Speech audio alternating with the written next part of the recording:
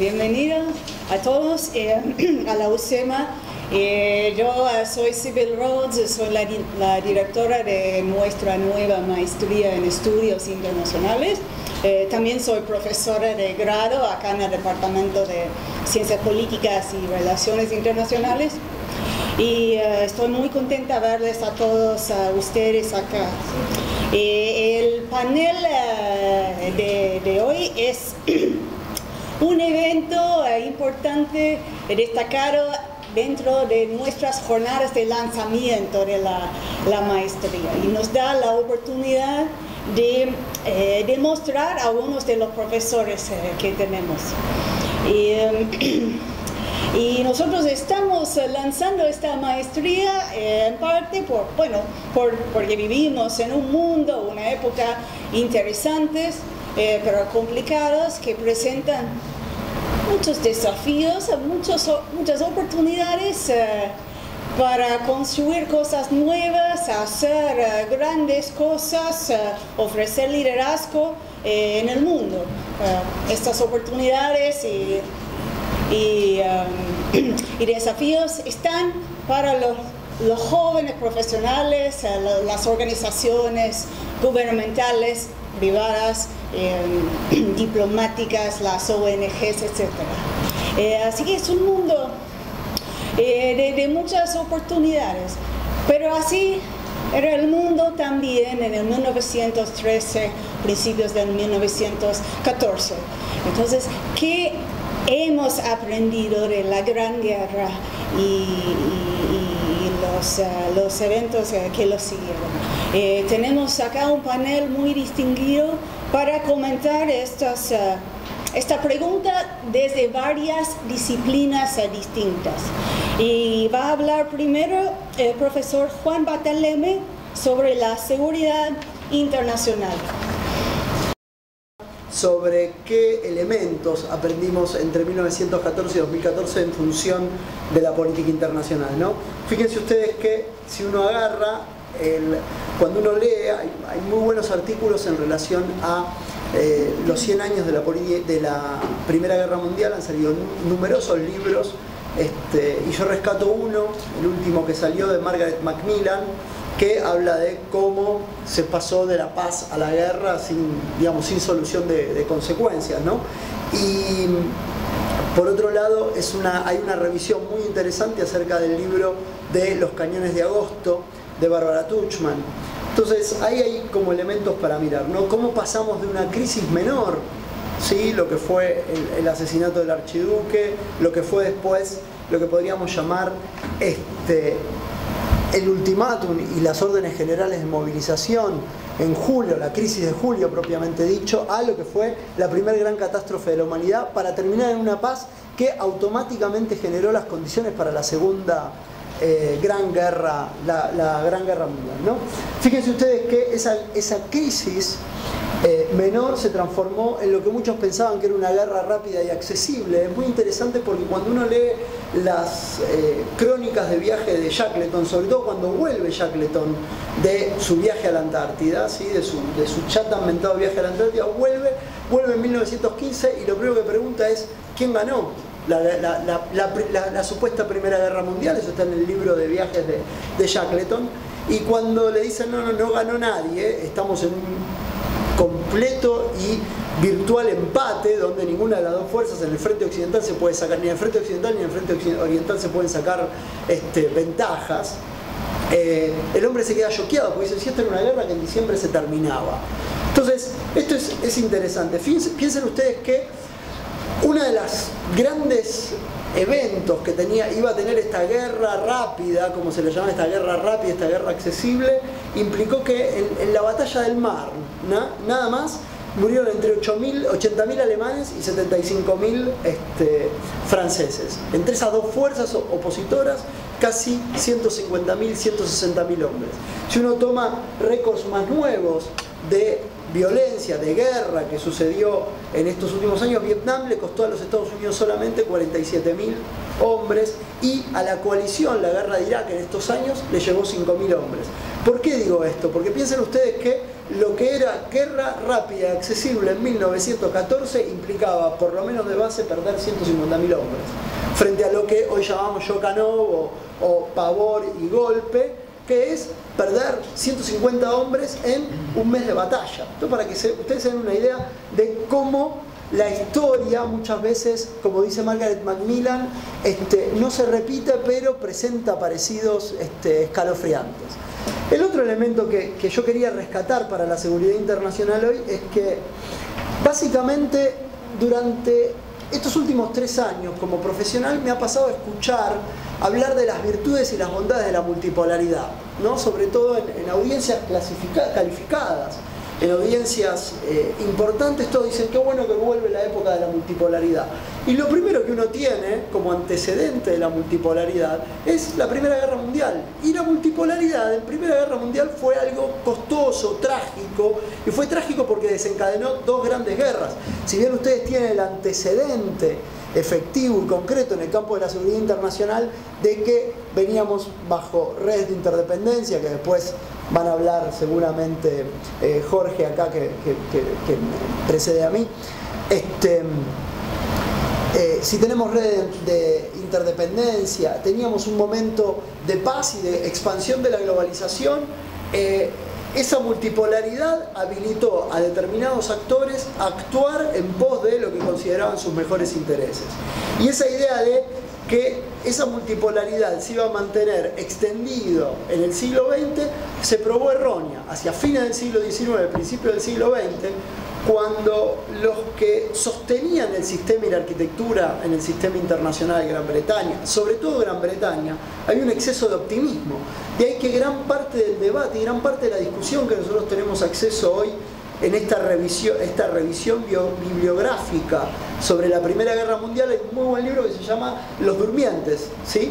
The Sleepovers, los que fueron a la guerra sin prever la guerra, ¿no? Entonces es interesante ver esto, las dos posturas, aquellos, los sonámbulos, exactamente, los sleepwalkers, ¿sí? Los sonámbulos, los que van a la guerra pensando en que van caminando pero que no se dan cuenta que están yendo a la guerra. Bueno, fíjense usted que uno de los grandes libros de política internacional de esa época se llamó La Gran Ilusión.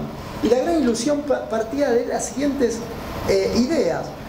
La gran idea de la Gran Ilusión era que, por un lado, la globalización se iba a extender, por otro lado, el mayor grado de interdependencia existente hacía que la guerra iba a ser cada vez más difícil, ¿sí? Por otro lado había un mayor conocimiento acerca de las tragedias y de los problemas de la guerra, y por otro lado enfrentamos en una Europa que de manera muy activa Margaret Macmillan va a denunciar en el libro, en una Europa donde básicamente Europa se veía a sí mismo como el centro de la civilización y el centro de la paz y del orden internacional.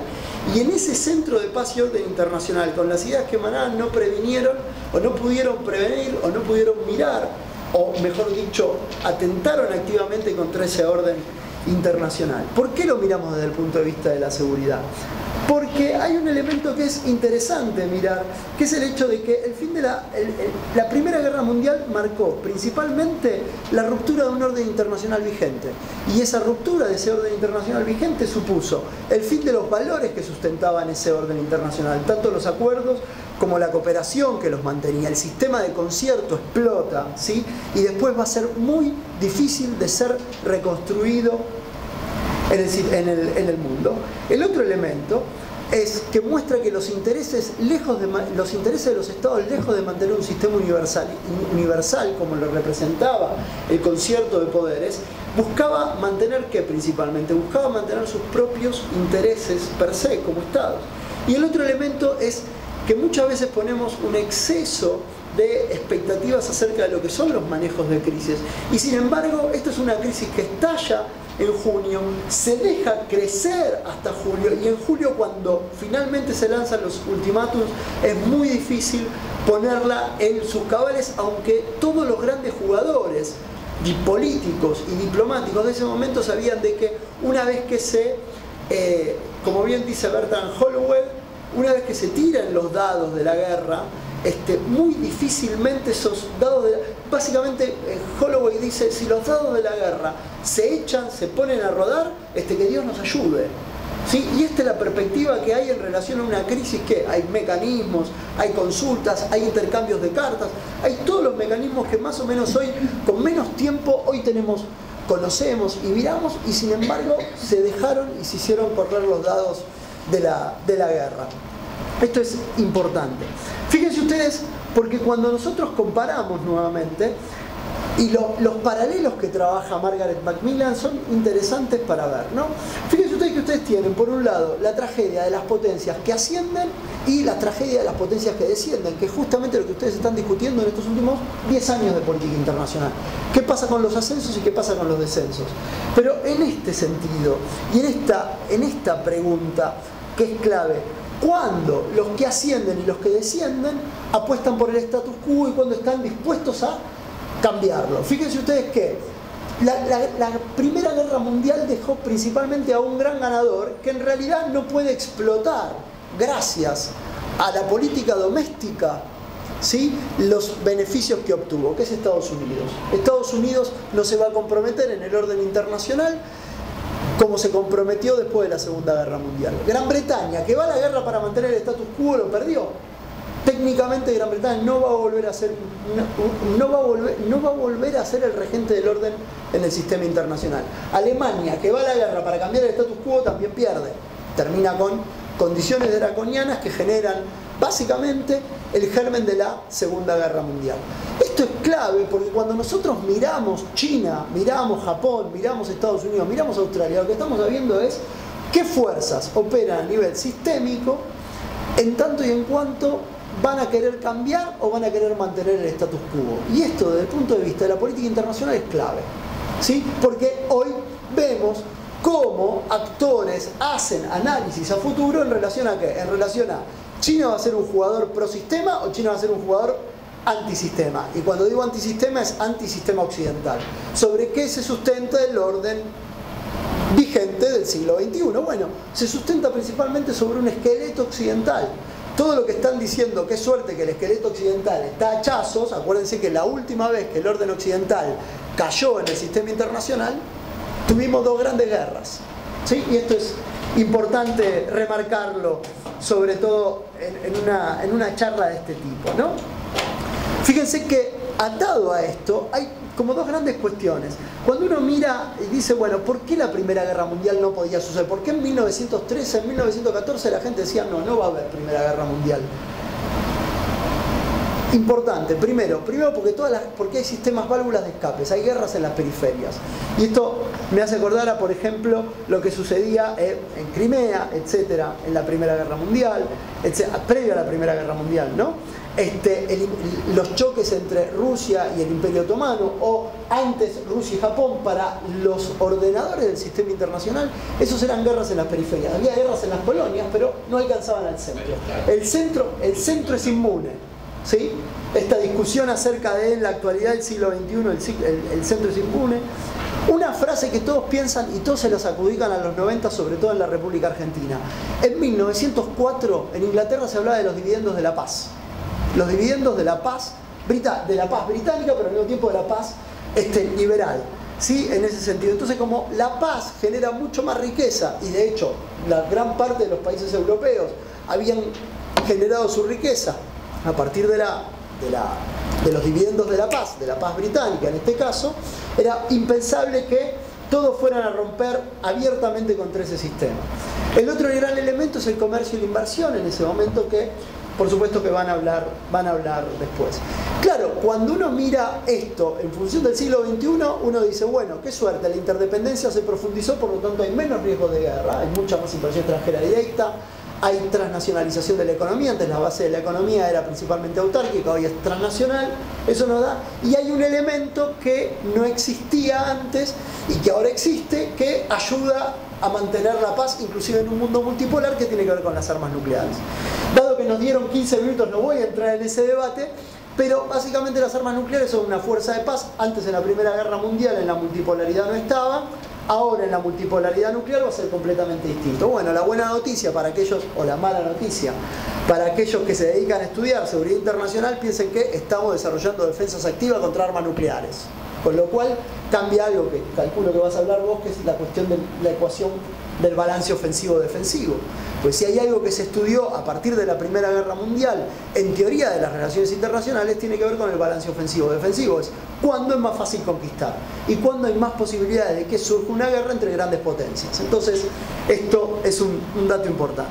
El otro elemento que llevó a la Primera Guerra Mundial, la rivalidad.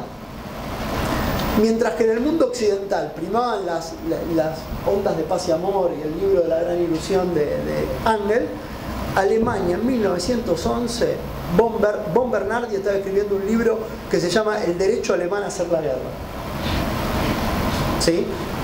Lamentablemente yo no leo chino, me gustaría saber qué es lo que están escribiendo los chinos en China en este momento en relación al orden multipolar y en relación a que el ascenso pacífico y armonioso, a ver qué significa el ascenso pacífico y armonioso para los chinos y qué significa para Occidente.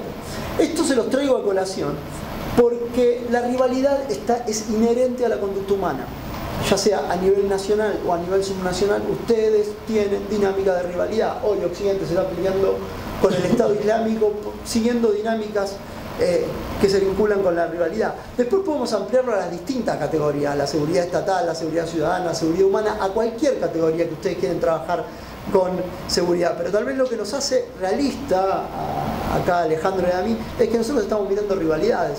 Si no existieran rivalidades, los problemas de seguridad básicamente no existirían. Si todos los hombres fuéramos ángeles, ¿no? Es el viejo dicho. ¿Cuál es el problema? La multipolaridad. La multipolaridad trabaja sobre la ambigüedad. Y ahí podemos pasarnos horas debatiendo acerca de si la multipolaridad es estable o es inestable. De hecho, no hay un consenso en la teoría de las relaciones internacionales en relación a eso. Ahora, lo cierto es que la rivalidad nacional está operando en el siglo XXI. Y ustedes la pueden poner a nivel subnacional y a nivel nacional, y muchas veces a nivel de subnacional termina disparando dinámicas que involucran a los estados. Cuando uno mira a Medio Oriente dice no hay problema porque es una cuestión de terrorismo. Bueno, pero el problema es que hay dinámicas nacionales ahí involucradas y hay dinámicas de grandes potencias ahí involucradas. Cuando uno pasa a Asia y uno mira las dinámicas que se están dando en términos de seguridad intra grandes poderes, uno empieza a encontrar dinámicas subnacionales que impactan a nivel estatal. Ucrania hay que leerla en función del 2014, pero teniendo un ojo puesto en qué pasaba en 1914, ¿sí? Porque si no, no entendemos por qué Rusia agarra a Crimea y cómo reacciona Ucrania en función de los distintos intereses de Occidente. Como tampoco entendemos el juego que tienen los alemanes ahí adentro. Entonces, es muy interesante mirar esto, porque la rivalidad está presente y la rivalidad es uno de los grandes drivers de la política internacional, ¿sí? Al igual que la ambición del poder. Fíjense ustedes, Europa hoy por hoy podemos decir que es una isla de paz, hasta por ahí nomás, ¿sí? Que tengan la capacidad de administrar doméstica, institucionalmente, ciertos brotes de nacionalismo no significa de que siempre van a tener esa capacidad para administrarlos, ¿sí? Y de hecho Europa es una isla de paz rodeada en un océano de nacionalismos. Cuando uno mira cruzando el Mediterráneo, nacionalismos de distinto índole. Cuando uno pasa a Europa del Este, encuentra nacionalismos de distinta índole. Entonces, la expectativa de los 90 acerca de Europa es muy distinta a la que existe hoy en el 2014. En este sentido, es claro, un mar de identidades rivales. Asia, ni hablar. Si uno mira Asia, Asia es lo que todos señalan, principalmente el test a futuro. Cuando uno habla en términos de política internacional del 2014 en Asia, está mirando 1914 en Europa. ¿Por qué? Porque son todos poderes emergentes, todos poderes insatisfechos, que apuntan a mantener el orden principalmente porque no lo pueden cambiar, pero principalmente todos son potencias en pleno proceso de modernización. El problema es que difieren los estándares de modernización, tanto económicos como de intereses políticos, como de roces que tienen entre sí. Asia, aunque parezca un contrasentido, les está quedando chica a los asiáticos. ¿Cuánto era? El 60% de la población mundial está hoy ubicada en Asia. Casi 2 billones de personas están entre China y la India, ¿sí? Y esas presiones demográficas las están sintiendo los rusos, ¿sí? Y esas presiones por los recursos las están sintiendo los rusos. Entonces es importante. Hasta cuando uno baja a América Latina, nosotros mismos definimos nuestro acceso, nosotros, digo, no toda América Latina, pero por ejemplo hoy la Argentina define su inserción en el sistema internacional a partir de rivalidades, ¿sí? Dice, aprovechemos la rivalidad entre China y los Estados Unidos y metámonos. Y es un dato interesante porque hace poquito, en esta revisión de bibliografía sobre la Primera Guerra Mundial, se están discutiendo estrategias de inserciones a nivel internacional. Acaba de salir un libro sobre cómo impactó la Primera Guerra Mundial en América Latina. Para mi sorpresa, y yo realmente como politólogo a veces digo todo lo que nos falta leer, todo lo que nos falta aprender, descubrí que Brasil por primera vez en la Primera Guerra Mundial y por segunda vez en la Segunda Guerra Mundial siempre estuvo del lado correcto. Entonces uno puede trazar, y el lado correcto es el lado de los buenos, y el lado de los buenos es el de los que ganaron. ¿Sí? Nosotros siempre tuvimos el lado equivocado. Entonces, esto es importante. ¿Qué es lo que les quiero decir con esto? La multipolaridad favorece a la competencia internacional. Y la multipolaridad que favorece la competencia internacional, cuando aparecen niveles de ambigüedades como los que están hoy, las posibilidades de que hayan roces sistémicos, roces en el sistema internacional son muy altas. Entonces, esto es importante, es importante señalarlo. El otro elemento que tiene, ¿cómo estoy de tiempo? 2 minutos. Bueno, el otro elemento que me parecía importante es el tema de las carreras armamentísticas. Yo recién hablaba de Asia, ¿sí? Y Asia resulta interesante porque todos los que miran y analizan presupuestos militares que miran Asia, porque en la modernización viene la modernización militar.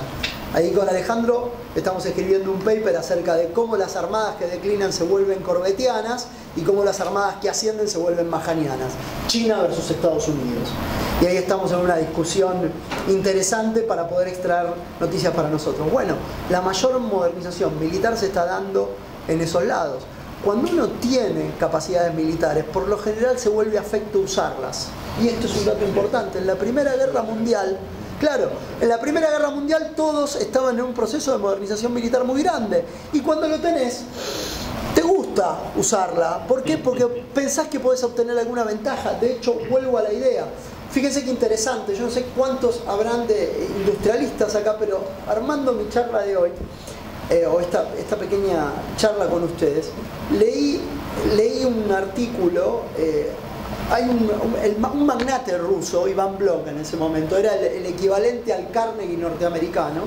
Este buen hombre señala, dice que un empresario ruso dice en 1898, sí, y teniendo como antecedente la guerra franco-prusiana y teniendo como antecedente la guerra civil norteamericana, si Europa se va a la guerra va a ser una guerra de desgaste, ¿sí?